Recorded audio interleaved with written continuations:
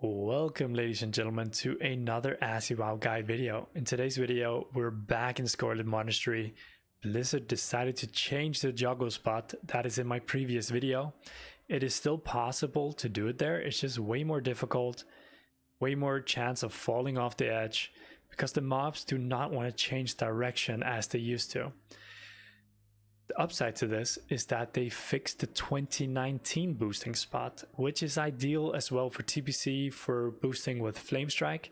So in total, I think it's a good change anyways. And the 2019 spot is very easy as well. So I think you guys are gonna like this one.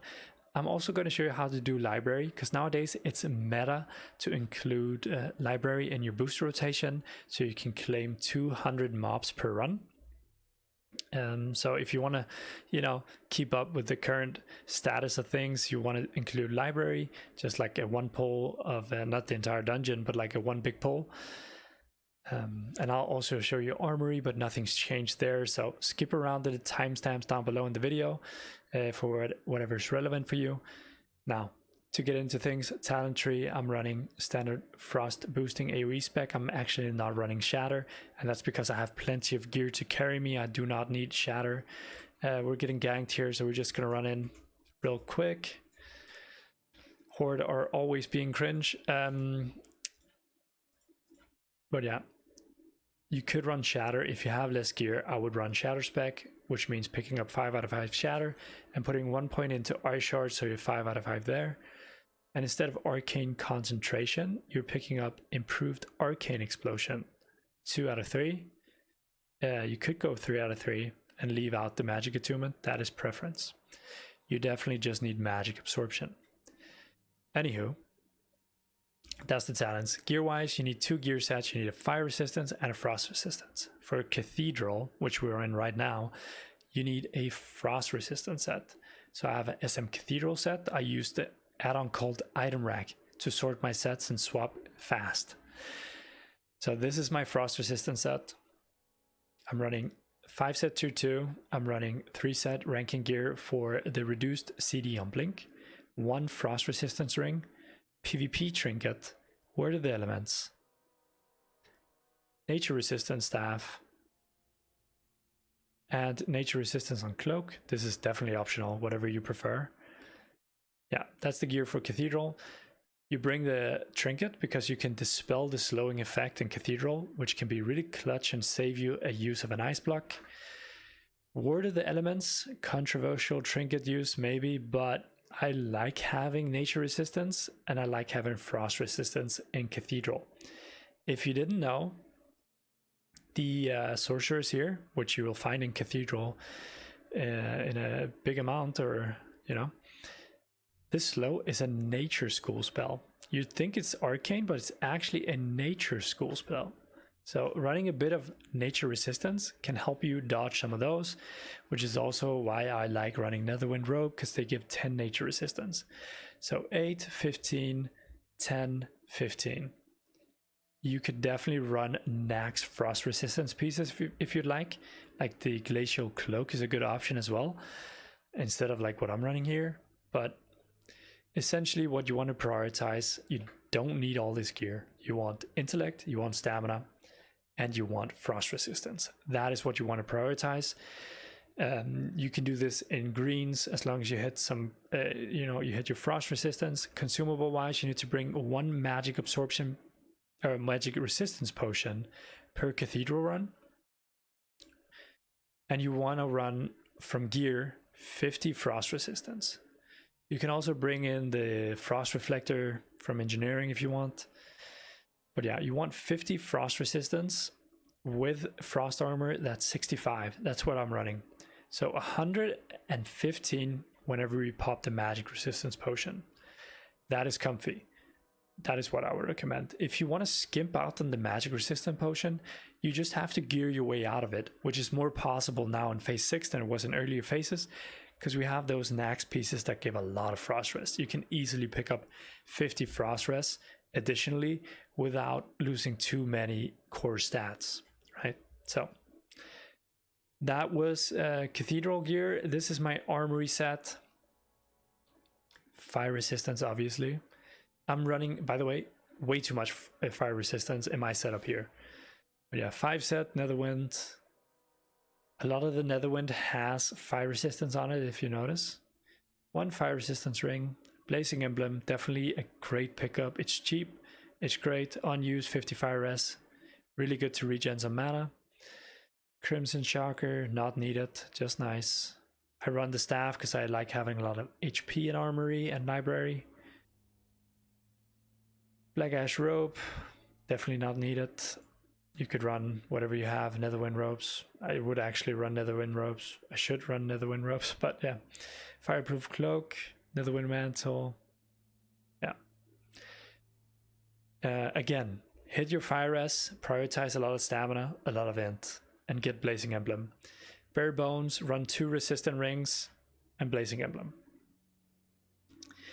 Other things that are nice to bring for, well, actually need to bring for the library pull is free action pot. You can split the potion into 2 and use the pull into 2 and not use a pot, but you won't be sub 12 minutes then. You won't get the 5 resets in an hour.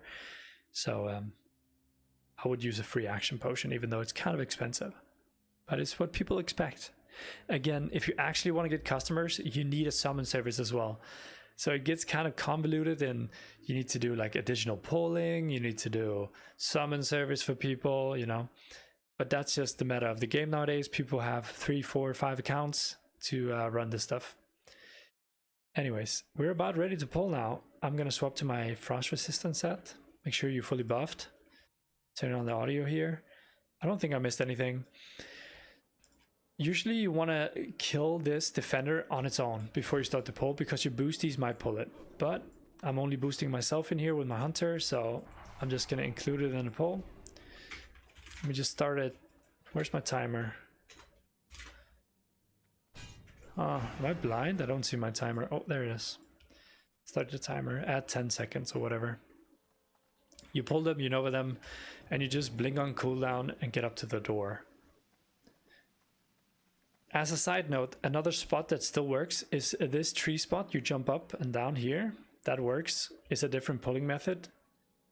And it is the fastest method, however. The fastest way to do Cathedral is this spot over here. But I like this method that I'm showing you now because of the fact that it's going to be good in TBC, which is right around the corner. I kind of hook the right here and I just go up, target Mograine, Big Arch, Fire Blast, Magic Resistance Pot, Cone of Cold, Nova, Blink, and we're off. Now you have to exit on the right side here, which is different from our other method, right? My previous video. So we're kind of looping away, or looping around the opposite way. I might include this spot at the end of the video. I just haven't practiced it much, so I don't think I'll do it justice, but I can definitely show you. I like just stacking them here, getting a good stack, because I don't want to use an ice block to stack them. So this stacks them a little bit and gets Mograine far away from me. Same blink timing as before, just, you know, mirror it. So I like blinking around here, right? Gonna blink again, or blink there.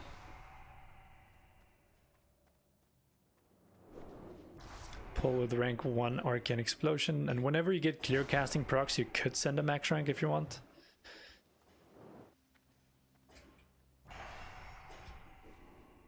And cut the corners like I am. By the way, this is a reset spot. If you stand right here, you see, reset spot. So if you need to banish, you can do it there. Also, up here at the Lions is also reset spots, right? If you know the old spot, you can banish there as well. Now we're just doing a big arch. You could go straight to the spot, but I like doing a big arch and just doing another blizzard over here to make sure these mobs on the side run up. Releash on the boss. We got slowed here, it's fine. You see this slow here? I'm gonna trinket this. That's why we bring this trinket. As soon as Mograine comes here, you jump down. He might stun you, you don't want to die. And then you just blizzard. It's okay if a wizard a non-defender mob walks up on you, if it's a defender, you need to like get it away from you because it will kick you on your Blizzard cast. And we're kiting Mograine here, right? Place your Blizzard further back, so if a mob is close to you, that you don't like re-Blizzard them, slowing them again. So you kind of get a stack if you Blizzard around the corner here with their turn, right? In between casts, re-barrier, right? Next time I go up, re-mana shield. Next time I go down, frost ward. And then whenever I have CD on all that, I'm just gonna max rank fire blast, or it can explode, whatever, you know.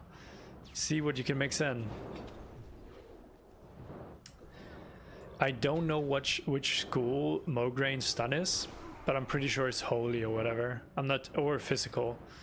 I couldn't find any data on it on Wowhead, on exactly what it is. The mobs will kind of go behind you, but just keep juggling and then start throwing in a max rank arcane explosion to kind of finish off the mobs that are behind you.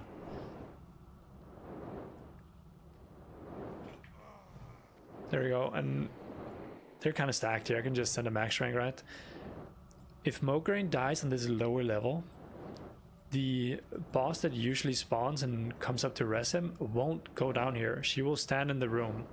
If you kill him up there, she will spawn and run to him.